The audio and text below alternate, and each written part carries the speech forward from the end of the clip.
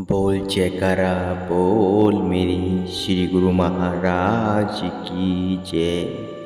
सौभाग्यशाली गुरुमुखो, श्री परमहंस अद्वैत मत की महान विभूति महापयो पपोनिधि तत्व ज्ञाता श्री श्री 108 श्री स्वामी स्वरूप आनंद जी श्री द्वितीय वात्साही महाराज जी बसंत पंचमी के शुभ दिन सन 1884 को इस धराधाम पर अवतरित हुए। अमर सत्यता के प्रतीक शाश्वत ज्योति स्तंभ महापुरुषों की स्मृति दिवस इतिहास में स्वर्ण अक्षरों में अंकित होते हैं।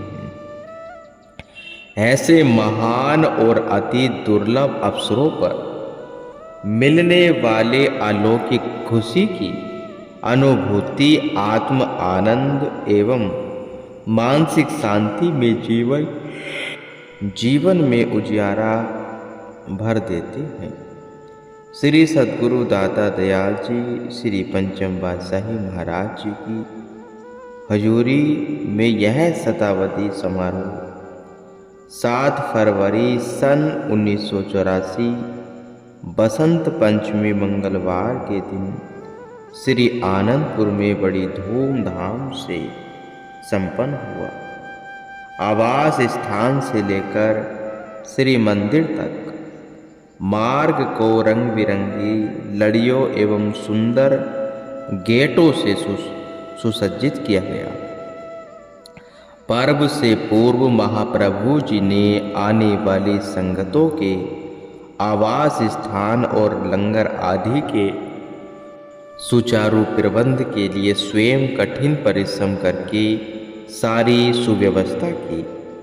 इसके लिए आपने न दिन देखा न रात सद्गुरु को सेवक की। सेवक ही सर्वप्रिय होते हैं। भक्त वत्सल प्रभु ने इसे प्रमाणित कर दिखाया। सहस्त्रों की संख्या में जिज्ञासु प्रेमी गुरुमुख भक्ति सेवा सत्संग वह श्री दर्शन की निधि से मालामाल हुए। इस शुभ अवसर पर श्री वचन हुए, नाम ही अमर सत्य एवं अटल है। जिस गुरुमुख ने नाम की कमाई में चित्त जोड़ लिया और अन्य इच्छाओं को दिल में न स्थान दिया, उसका मानो भवसागर से बेड़ा पार हो गया। नाम ही नाम से मिलकर अपनी मंजिले मकसूद पर पहुंचा देगा। यह अमूल्य दात धन वैभव अथा लाख करोड़ रुपए खर्च करने पर भी किसी बाजार या दुकान से नहीं मिल सकती। आदिकाल के नियम अनुसार यह केवल सत्पुरुषों की संगति एवं शरण में जाने से ही प्राप्त हो सकती है। जैसे कि महापुरुष फरमाते, नामो अमोलक रत्नो पूरे सद्गुरु पासी। सतगुरु सेव्य लगिय कड़ी रत्नु देव परागसी। धनु वडभागी जो आए मिले गुरु पासी।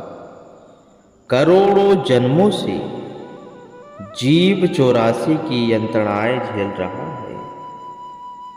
यदि वह नाम से लीप लगाए तो ये सब एक ही जन्म में दूर हो जाएंगे।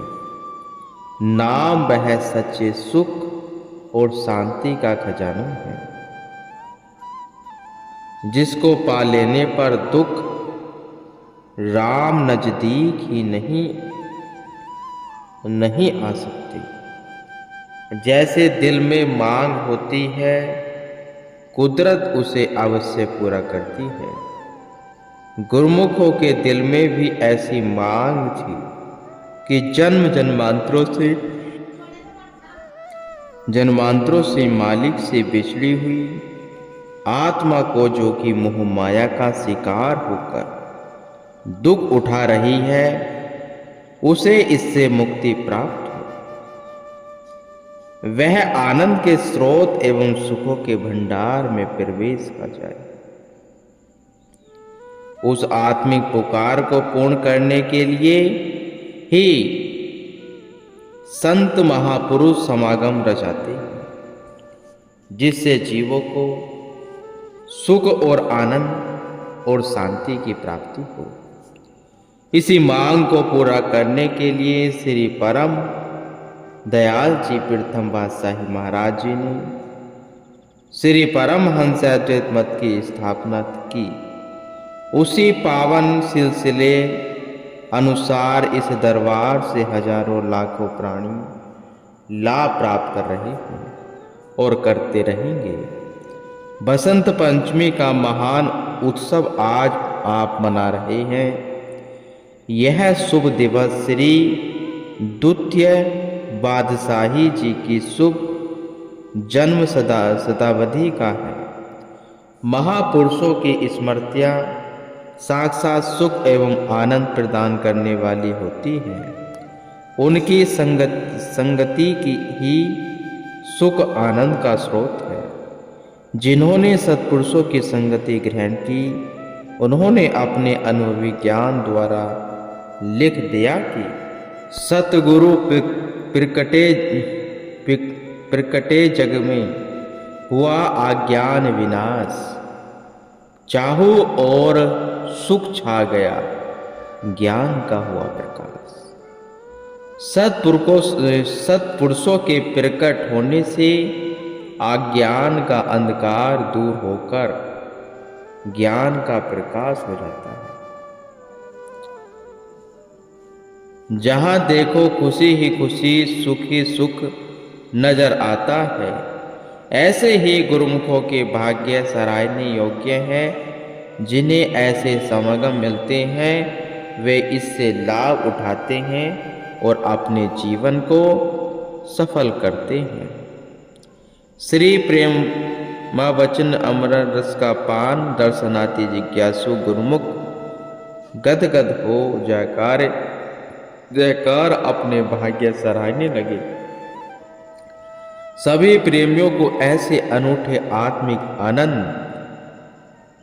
आनंद की अनुभूति हुई जिसका वर्णन नहीं हो सकता।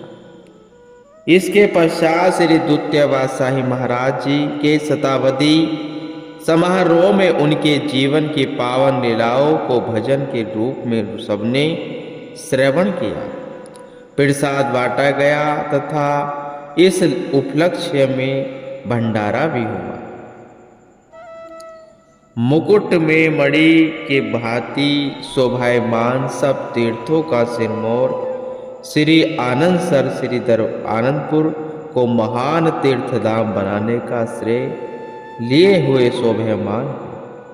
इस महान तीर्थ का रजत जयंती समारोह 14 जनवरी सन 1988 वीरवार के शुभ दिन श्री पंचम बादशाही महाराज जी के पावन चरण बिंदुओं में मनाया गया।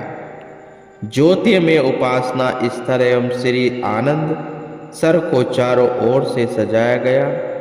प्रातःकाल महाप्रभु जी ने सुंदर सुसज्जित श्री कार में विराजमान होकर श्री आनंद सर की परिक्रमा की। तट से शीशे वाले कमरे तक आशीर्वाद प्रदान करते हुए प्रवेश किया। श्री आनंद सर की फूल बतासों से अर्चना की। श्री स्नान हुआ।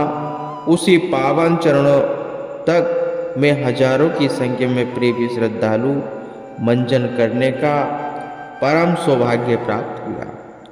20 मिनट मौन ध्यान के पश्चात श्री परम हंस अद्वैत मंदिर में श्री आरती पूजा का कार्यक्रम संपन्न हुआ।